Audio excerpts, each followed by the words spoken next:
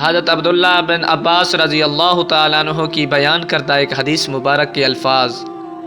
قدسی کچھ اس طرح ہیں کہ جب رمضان کا مہینہ آتا تو رسول اللہ صلی اللہ علیہ وآلہ وسلم قیدیوں کو چھوڑ دیتے اور ہر سائل کی مراد پوری کرتے۔ رمضان میں جہاں بہت سی برکات و انعامات ہیں، وہیں مسلمانوں کے دوسرے لوگوں کے ساتھ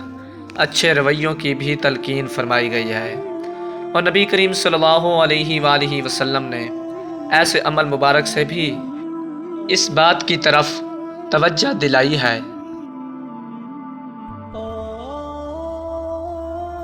گویا رمضان کا مہینہ رسول اللہ صلی اللہ علیہ وآلہ وسلم اس مہینے میں باقی مہینوں کی نسبت بہت زیادہ جود و سخا اور کرم فرماتے۔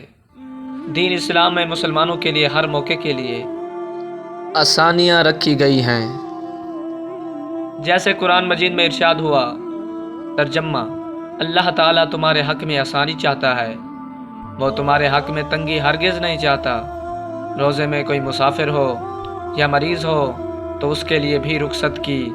اس طرح سے اجازت ہے کہ وہ اس حالت میں رمضان کے روزوں کی قضا بعد کے دنوں میں ادا کرے۔